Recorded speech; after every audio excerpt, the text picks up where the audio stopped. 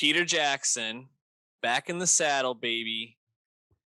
I think he actually has been working on creating documentaries and like in color images from World War One. I believe was like his projects before this. I at least Yeah, remember seeing a lot of.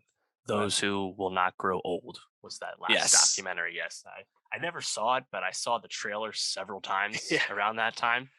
But and the trailer looked cool, it's it like did. in color. It's like, oh wow, look at that, looks so real. Yeah, it Uh, did, man. and then that's what Peter Jackson's been up to. He's been in doc mode, and he's also hella rich now. By the way, he sold the digital effects studio Way to Digital to Unity for like over $1 billion. So Peter Jackson's sitting pretty.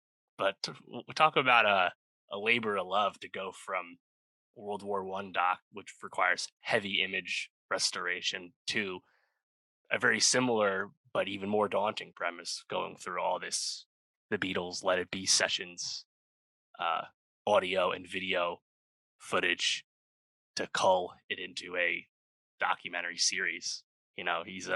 He's definitely motivated and dedicated to this right now. It's pretty cool. Yeah, I think it's definitely admirable that he's doing this, and uh, this. I mean, the Beatles Get Back, 3 episode documentary series, ran like about like 7 hours, 7.5 hours, Yeah, something I think like it's that. closer to 8 hours. It was supposed to be just a film, and then COVID actually allowed him more time in edit, and he realized that he could pitch this as a streaming thing only, and thus really increase the runtime and change, the narrative of the docking. And I think it was a good call. Ultimately, normally you don't exactly advocate for super long things, but given what is being shown and all this archival footage that was being used and then shown to the first time, I think it was definitely the right call. But very interesting.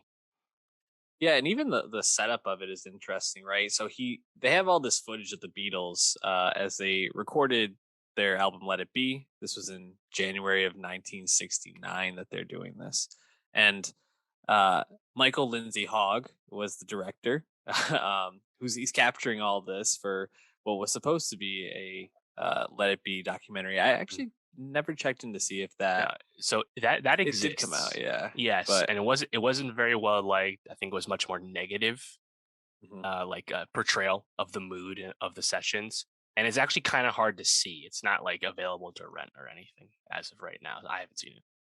Yeah, and it was something that I mean, as someone that had the Let It Be poster in his room growing up and really liked the Beatles, just never even heard of until this came out. So yeah, I think I agree with you that this was probably buried or just not talked about beyond its initial release much. But they have all this footage. Jackson worked his way through it, and he really just kind of like shows you what these sessions were like and what the dynamics of the band were for this month period that they're recording before Ringo has to go and star in what was that movie? The Christian Something like that. something Mm, like that. Some yeah, some bad coming movie. up in like early Uh 70. Yeah.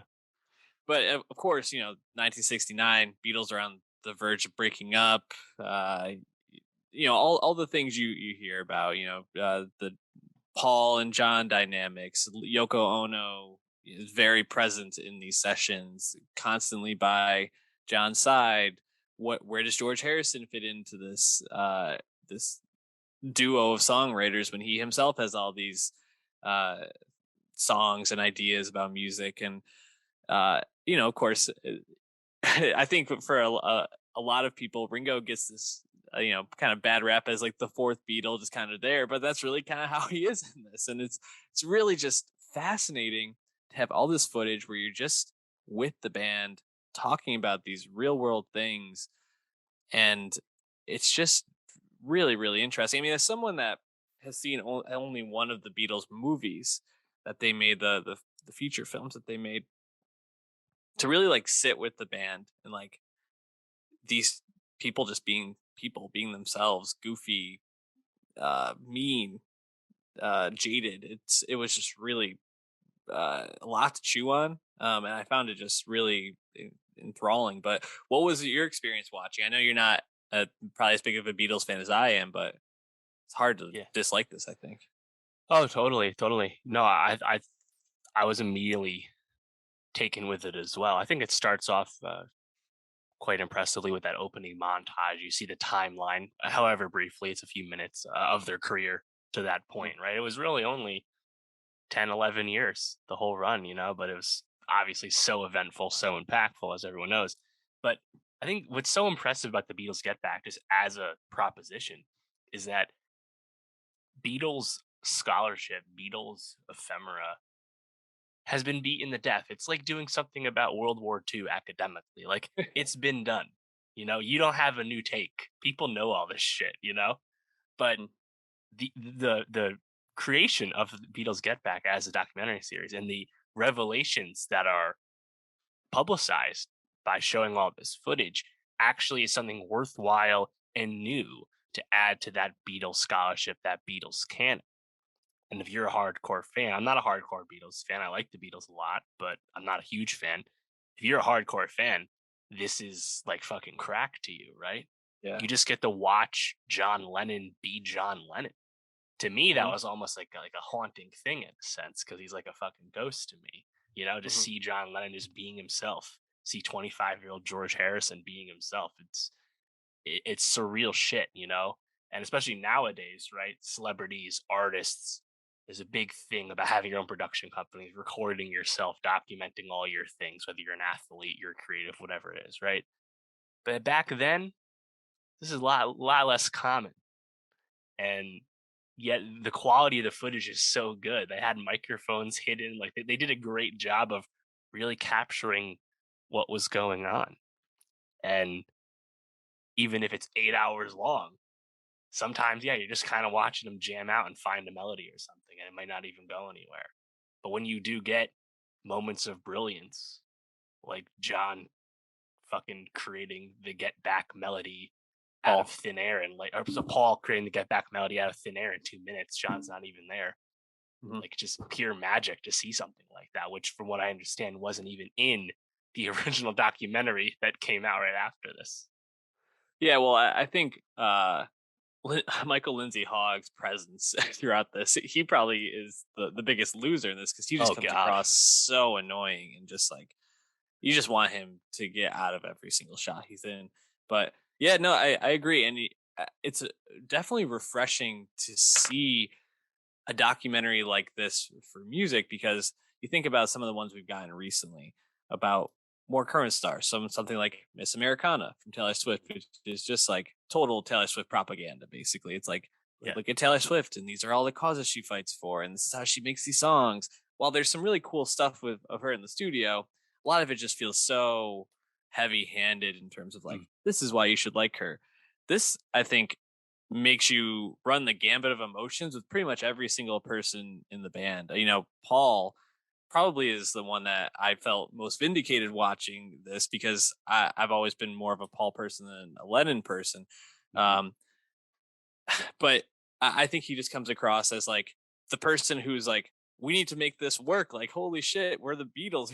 We're important. We have to make this work. And everybody else is just kind of like, I'd rather hang out with my girlfriend, or I don't want to be the third wheel in this. Like, I want to Right. go write songs about God and spirituality. And like, my songs don't fit in with the sound that you all want. You're being overbearing, and like, you really run the gambit of like liking these people, hating these people who have been so adored for so long.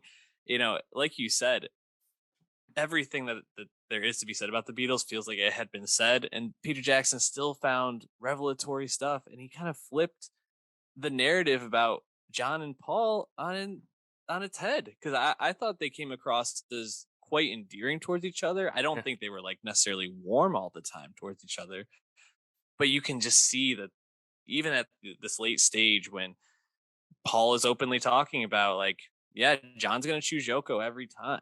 Like this is probably gonna be the end of it. We're gonna break up at some point. Like it's openly discussed. They still have this magic between them and this adoration for each other that was just so special and what made them two of the greatest songwriting people of all time. Yeah. Just have totally blown away by it, dude. It was amazing. Yeah, and I think that's what's so cool to see is over the course of time, you see why they were friends, why they were brilliant, and why they broke up. It does a great job and an important job to put to rest the talk of, oh, Yoko Ono broke up the Beatles, she stole away John Lennon. It's like, no, that's not what happened. Yes, she was there. She was there all the time. And I got to say, I give her a lot of credit, just sitting there, no smartphone to dilly dally with, just kind of sitting there chilling for a lot of the sessions, you know? But Except when she gets on the mic and just screams like a banshee for one part. That was just unbelievable, dude. yeah, but to see, like, it's because it's so natural, it's so real because it is real. Why Mhm. why they split George feeling underutilized creatively and going on, of course, very soon after this to release the start of his solo career, which was, started off really hot, um it's just a really impressive thing. And but like, again, like, even just simply, like, just see the artists being creative naturally, without like super, like, not like super edited, like you see in a lot of these long takes of them just kind of figuring things out, talking about things. It's just really cool to see them work. And yeah, I mean, I was just impressed, just really impressed watching the whole thing.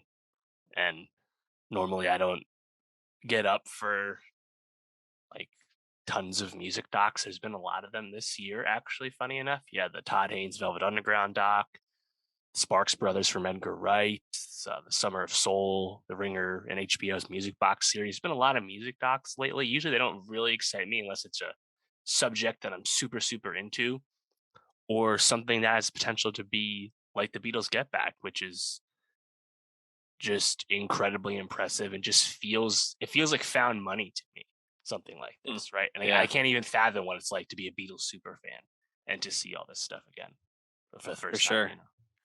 It's It crazy. yeah, just kind of also blown away just by, I guess, just the odds that while recording this, they just had so much natural drama come up that really made for a compelling story of just a few weeks that did encapsulate the story of the band so well. It's it's really blows me away. The fact that George actually walks out and leaves the sessions for a while. Hearing them talk about people like Billy Preston, talk about people like who actually shows up for a bit, Eric Clapton, and what Mhm. he meant to music at that Ray time. Charles, the Stones, a Yeah, little bit. so fascinating to see all these things brought together. Also, just love the look on Paul's face during the rooftop sessions when the cops show up, just like that like smirk he gets, and he's so excited. Just it's just cool stuff, real human stuff that you see from these people that seem otherworldly in so many senses. So if you're a fan of music, fan of the Beatles, I mean, even if you don't want to spend the whole 8 hours, I think you can kind of watch the first like two, probably the first episode, maybe even start the second, and really Mhm. get a sense of the Yeah. doc. So definitely worth checking out.